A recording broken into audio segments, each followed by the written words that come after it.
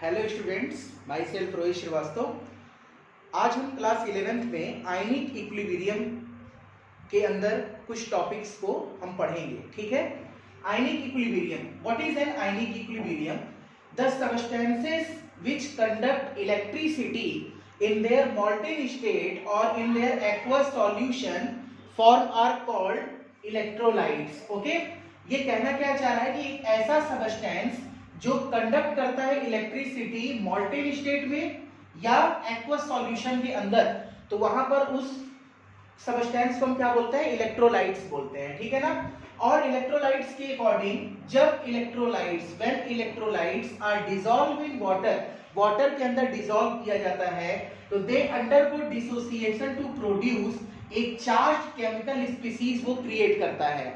उस charge chemical species को हम क्या बोलते हैं? आयन। ठीक है ना, आयन। जैसे आपने कॉमन सॉल्ट पढ़ा होगा, रॉक सॉल्ट, NaCl को आप पानी में डिसॉल्व करिए तो Na plus Cl minus create होता है। एक चार्ज, एक कैटियोन, एक एनियोन, दो चार्ज आपके क्रिएट होते हैं जिसको हम क्या बोल रहे हैं? आयन्स बोल रहे हैं। ठीक है।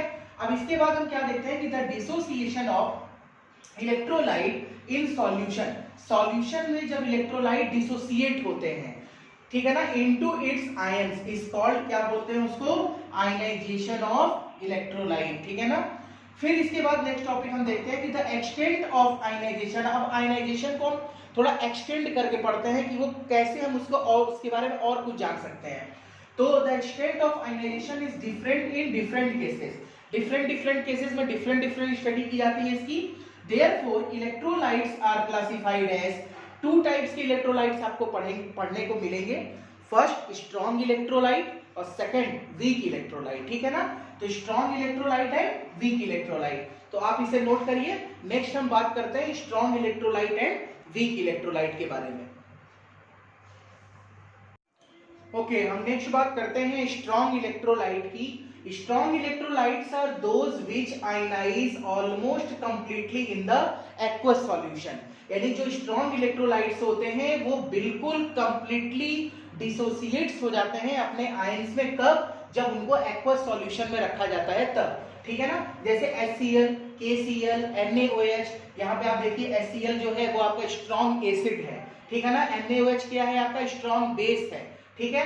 उसी तरह से HCl का अगर केमिकल रिएक्शन देखा जाए तो HCl जब डिसोसिएट्स होगा, जब उसको सॉल्यूशन जब वाटर में रखा जाएगा, वाटर में दिया जाएगा, तो वहां पे वो H plus Cl minus aqueous solution में ब्रेक होगा। ठीक है ना।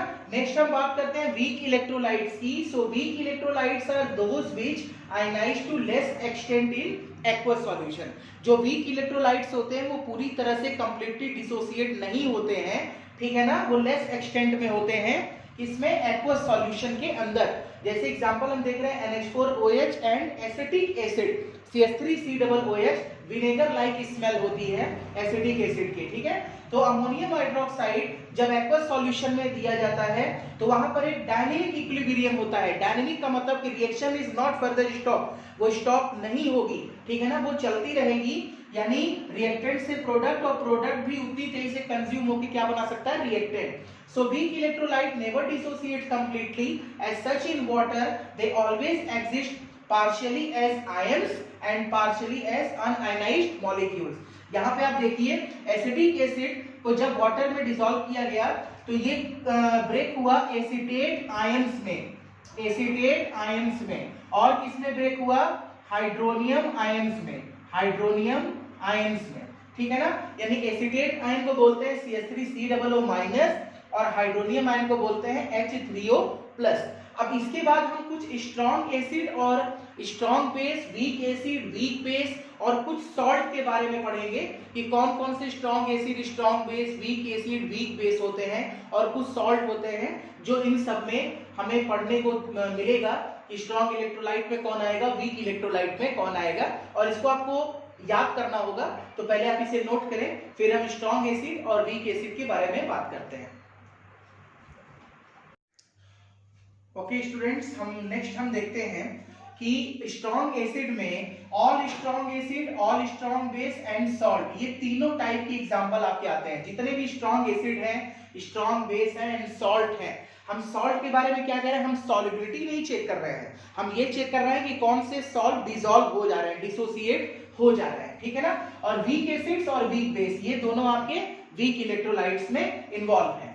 तो फर्स्ट हम देखते हैं स्ट्रॉन्ग एसिड कौन कौन से हैं। फर्स्ट HClO4, इसको बोलते हैं हाइड्रोजन क्लोरेट आयन या perchloric acid. Okay, second है सल्फ्यूरिक एसिड, थर्ड है नाइट्रिक एसिड, फोर्थ है हाइड्रोक्लोरिक एसिड, फिर फिफ्थ है HBr hydrogen bromide, HI hydrogen iodide. This is a strong acid. Strong base कौन कौन से हैं?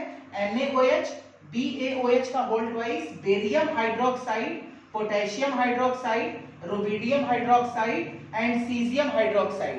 एंड थर्ड है आपके पास salt, KCl, K2SO4 potassium sulphate, K2C2O4 potassium oxalate ion. Oxalate ion, ये ध्यान रखना, ऑक्जेलेट का फॉर्मूला होता है C2O4 पर 2- का चार्ज होता है, ठीक है। K4FeCl6 को बोलते हैं पोटेशियम फेरोसाइनाइड, अगर यहीं पर 3 होता तो पोटेशियम फेरीसाइनाइड।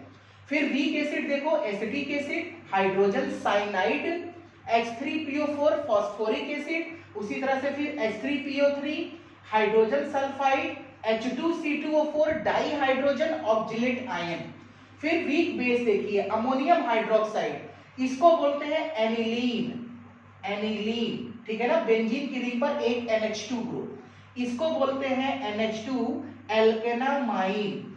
एल्केनामाइन, एमाइन ग्रुप होता है NH2। और C5H5N को बोलते हैं पिरिडीन। पिरिडीन, ठीक है ना। तो ये सब कुछ आपके स्ट्रॉन्ग एसिड थे, स्ट्रॉन्ग बेस थे, salt, weak acid and weak base. तो अभी तक हमने क्या देखा? आयनिक इक्विलिब्रियम का इंट्रोडक्शन देख लिया, इलेक्ट्रोलाइट्स के बारे में जाना, स्ट्रॉन्ग इलेक्ट्रोलाइट्स कौन होते हैं, वीक इलेक्ट्रोलाइट्स कौन होते हैं, और उसके अंदर कौन कौन से स्ट्रॉन्ग एसिड हैं, strong base, salt, weak acid and weak base होते हैं। नेक्स्ट हम बात करेंगे एसिड बेस कॉन्सेप्ट की, जिसके अंदर 3 साइंटिस्ट आए, Arrhenius concept, Bronsted Lowry concept and Lewis acid base concept. It is a important concept, बहुत ही इंपॉर्टेंट टॉपिक है वो, जो एग्जाम के पॉइंट ऑफ व्यू से भी बहुत इंपॉर्टेंट है। इसके बाद हम उस टॉपिक को पढ़ेंगे। तो आज तक हमारा ये वीडियो सिर्फ आयनिक इक्विलिब्रियम की इंट्रोडक्शन और स्ट्रॉन्ग इलेक्ट्रोलाइट और वीक इलेक्ट्रोलाइट के लिए था। ओके, नेक्स्ट लेक्चर में हम एसिड बेस कॉन्सेप्ट की बात करेंगे। Okay, thanks.